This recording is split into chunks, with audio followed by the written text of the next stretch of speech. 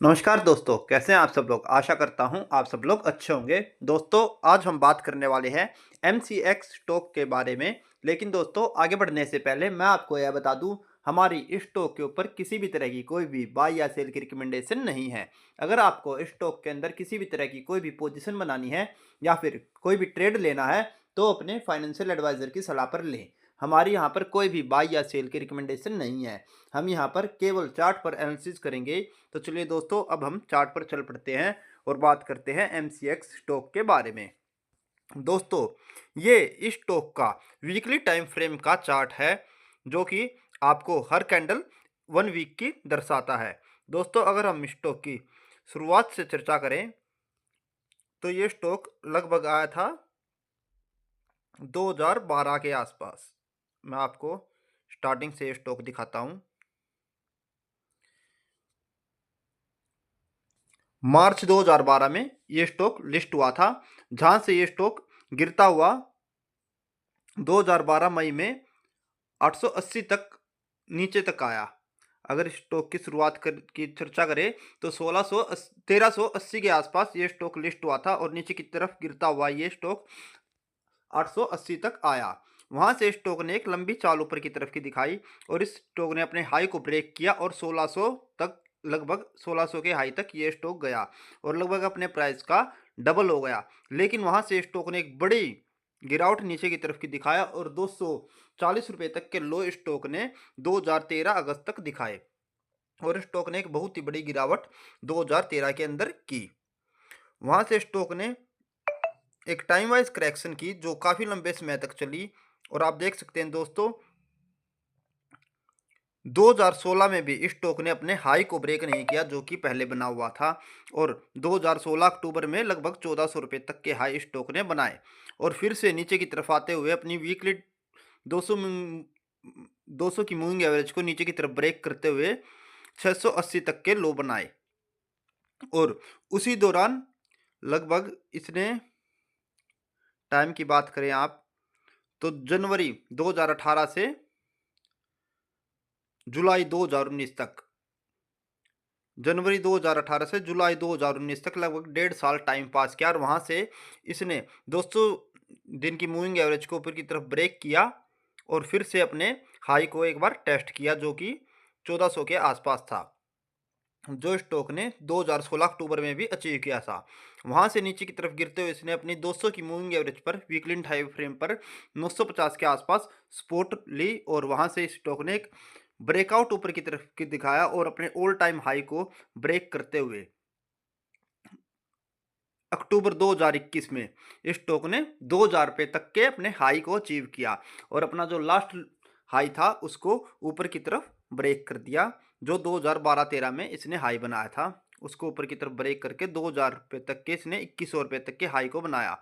वहां से नीचे की तरफ गिरता हुआ इसने अपने फिर से वीकली टाइम फ्रेम की 200 की मूविंग एवरेज पर अच्छी तरह से काम किया और बहुत ही अच्छा सपोर्ट लिया 2022 के अंदर।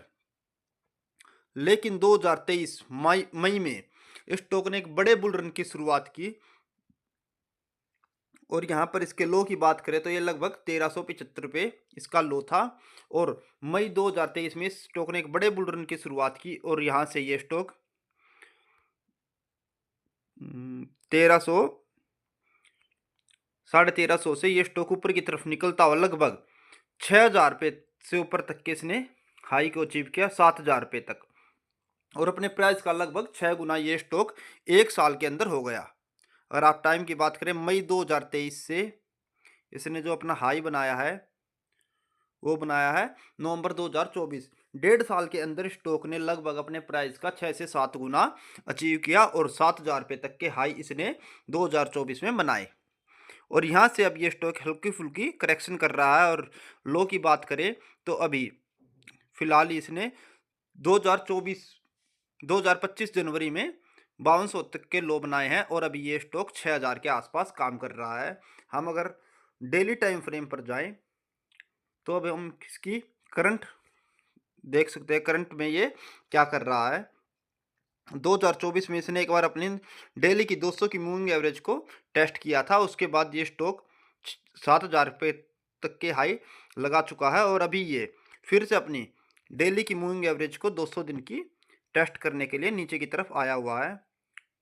अभी इसकी डेली की मूविंग एवरेज 5300 के आसपास है, 5275, और ये करंट प्राइस पे अभी 6000 है। तो हो सकता है एक बार ये दोबारा अपने इस लेवल को 5200 के लेवल को टेस्ट कर सकता है, या 5000 तक ये स्टॉक एक बार के लिए नीचे की तरफ जा सकता है। तो अब हम इसकी लॉन्ग टर्म के लिए बात कर लेते हैं। क्या हमें इस स्टॉक के अंदर इन्वेस्टमेंट करना चाहिए, या करंट प्राइस से बाहर निकल जाना चाहिए, एग्जिट कर लेना चाहिए अपनी पोजीशन से, या इसके अंदर हम हल्की फुल्की इन्वेस्टमेंट आने वाले समय के लिए कर सकते हैं। तो सबसे पहले हम इसकी बात कर लेते हैं सपोर्ट की। तो जो दोस्तों इसकी सबसे मेजर सपोर्ट आई हुई है वो है 5200, 5250। 5250 की पहली स्पोर्ट जोन है, जहां पर इसकी डेली की 200 की मूविंग एवरेज डीएमए आई हुई है, जहां तक ये स्टॉक एक बार के लिए आ सकता है, और लगभग अपने प्राइस जो अभी इसका करंट प्राइस है 6000, उससे 700 750 की करेक्शन ये स्टॉक कर सकता है। और इससे बड़े लेवल की या बड़े स्पोर्ट जोन की बात करें, अगर यहाँ से ये नीचे की तरफ ब्रेक होता है तो वो निकल कर आएगा 4260 रुपये। अगर दोस्तों मार्केट के अंदर बड़ी गिरावट आती है तो ये लेवल आपको देखने को मिलेगा, नहीं तो 5275 इसका एक टाइम के लिए बहुत ही अच्छा सपोर्ट है, जहां से ये स्टॉक नीचे की तरफ नहीं आना चाहिए फिलहाल के लिए। तो आप 5250 के स्टॉप लॉस को लेकर इस स्टॉक के अंदर हल्की फुल्की इन्वेस्टमेंट कर सकते हैं। और ये स्टॉक काफ़ी अट्रैक्टिव लग रहा है हमें, क्योंकि इस स्टॉक के अंदर बहुत ही अच्छी चाल भी आना ऊपर की तरफ की बाकी है। और अगर इसके टारगेट की बात करें तो मैं इसके टारगेट को भी साथ के साथ डिस्कस कर लेता हूं।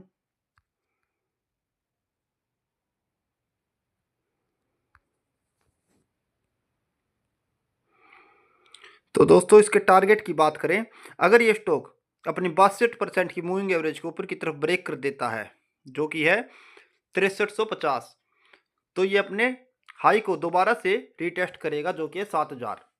तो इसका एक टाइम के लिए पहला टारगेट तो 7000 आपका मानकर ही चले। अगर ये अपनी 62% की रिट्रेसमेंट को ऊपर की तरफ ब्रेक कर देता है तो 7000 तक तो ये स्टॉक जाने की क्षमता रखता ही है, और उससे ऊपर, और अगर ये अपने हाई को ऊपर की तरफ ब्रेक कर देता है तो ये स्टॉक आने वाले समय पर 8050 तक की जाने की क्षमता रखता है। तो आप इस स्टॉक के अंदर हल्की फुल्की इन्वेस्टमेंट कर सकते हैं अपने फाइनेंशियल एडवाइजर से सलाह लेकर। आपका स्टॉप लॉस रहेगा जो इसकी डेली की 200 की मूविंग एवरेज है 5250 रुपये, और फिलहाल जैसे 6000 है तो आप इसके 5500 5600 के आसपास इस स्टॉक में इन्वेस्टमेंट कर सकते हैं। जितना भी आप 5250 के आसपास ले सके उतना आपके लिए अच्छा रहेगा।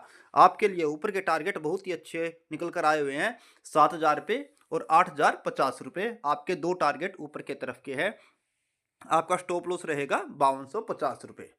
तो दोस्तों आप ये सब चीज़ें नोट कर लेना और अपने हिसाब से हल्की फुल्की इन्वेस्टमेंट इस स्टॉक के अंदर कर सकते हैं।